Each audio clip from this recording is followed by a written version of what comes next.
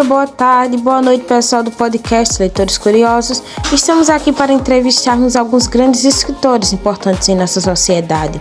Iremos falar sobre suas obras e deixar vocês bastante curiosos para lerem e conhecerem as suas obras da literatura brasileira. Bom dia, pessoal. Hoje estou aqui com Herculano Marcos Inglês de Souza.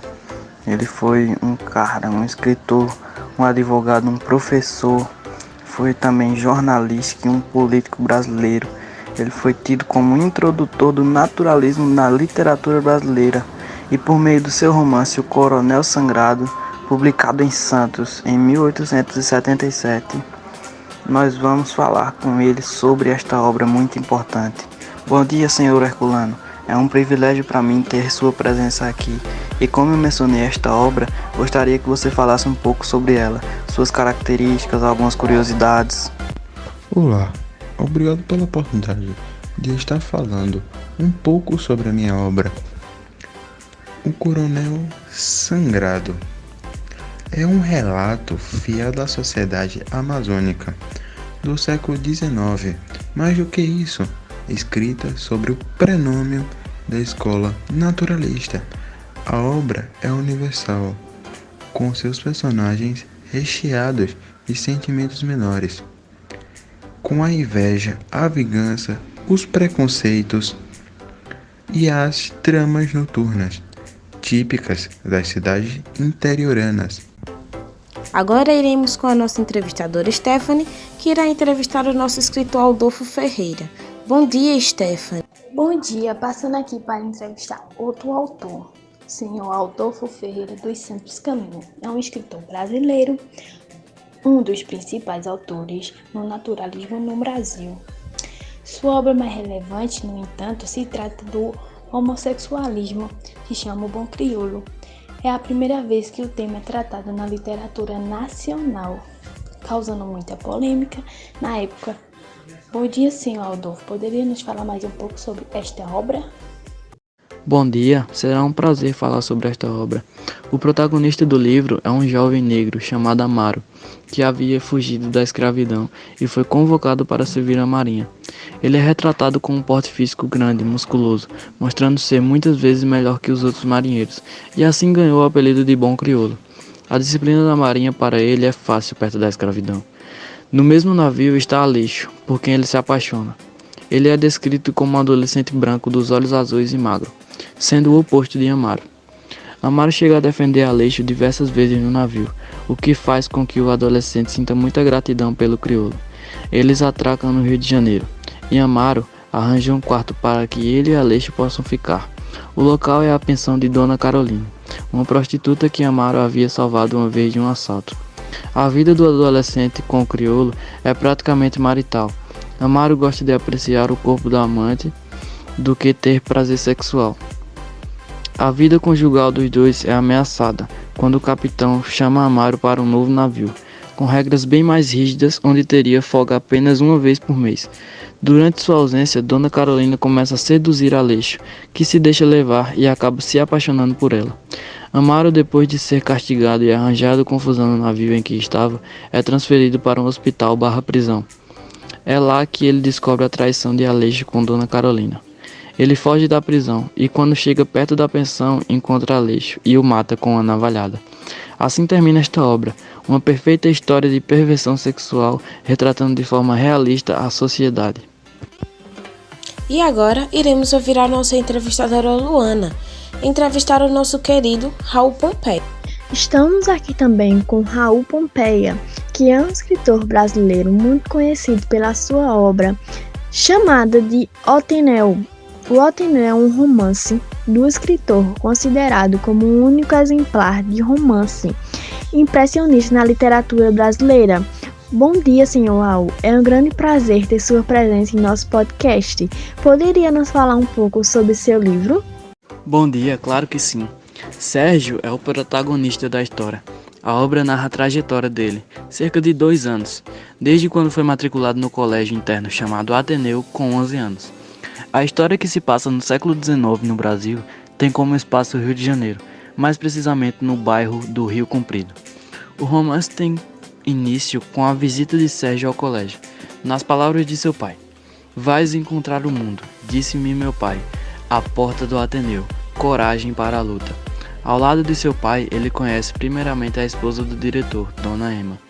Neste momento, ele já nota o tipo de educação do colégio, de modo que a senhora lhe pede para cortar o cabelo. Mediante a pressão do novo ambiente, no momento em que Sérgio é apresentado à turma, ele simplesmente desmaia. Ali, ele aprende desde cedo mediante uma rígida disciplina, voltada para o desenvolvimento da educação moral. Com o tempo, ele vai conhecendo melhor o local e seus colegas. Primeiramente, teve uma amizade com um bom aluno, Sanches.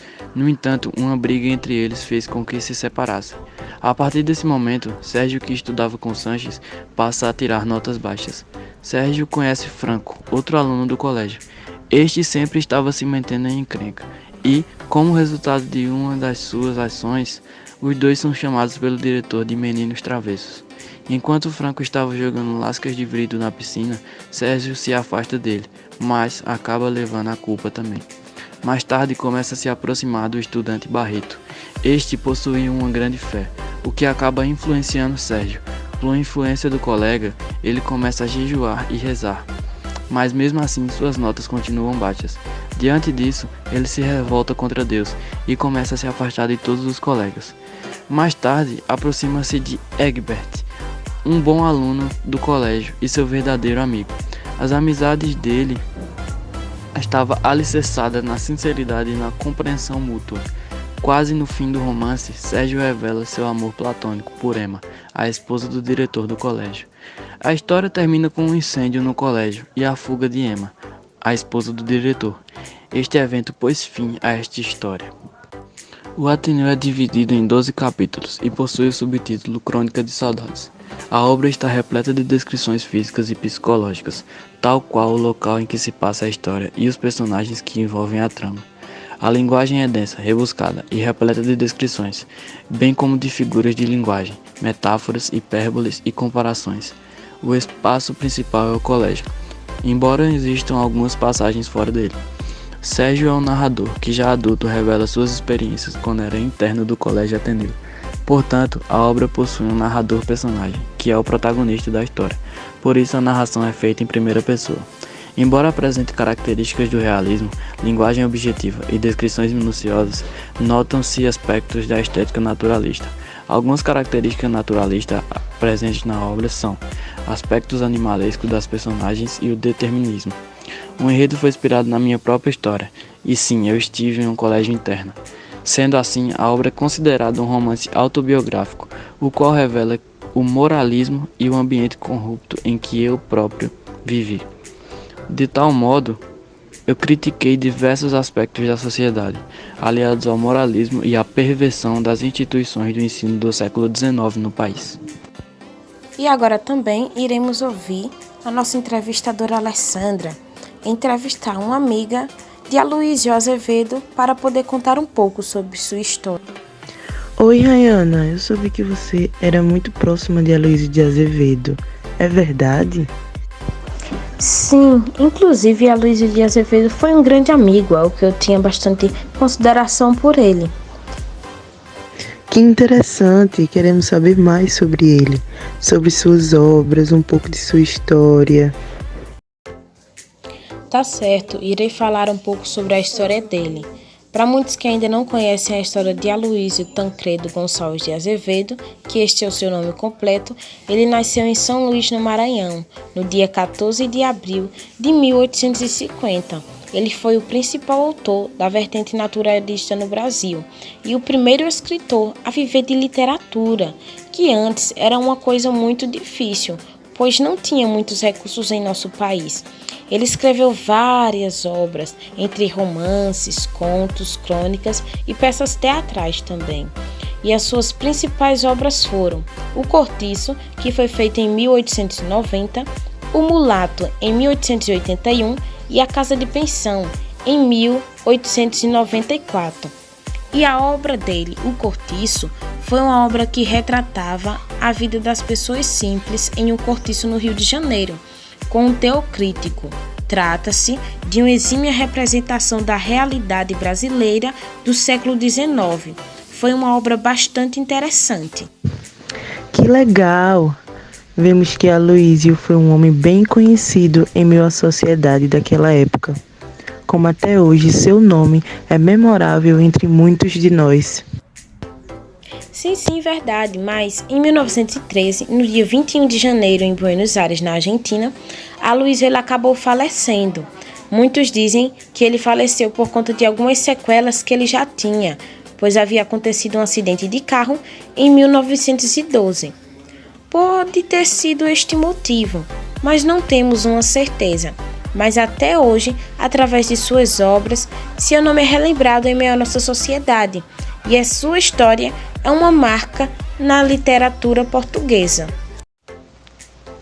E eu queria agradecer à senhorita Alessandra por ter me dado essa oportunidade de poder estar falando um pouco sobre a história de Aloísio Azevedo e de suas obras, para que você que esteja ouvindo esse podcast aprenda um pouquinho mais sobre a literatura brasileira e sobre os grandes homens que fizeram história nela. Agradeço e espero que todos venham buscar um pouquinho mais sobre a literatura brasileira. Obrigada, pessoal, por ter ficado até o final do nosso podcast e ter aprendido um pouco mais sobre os grandes homens da nossa literatura brasileira.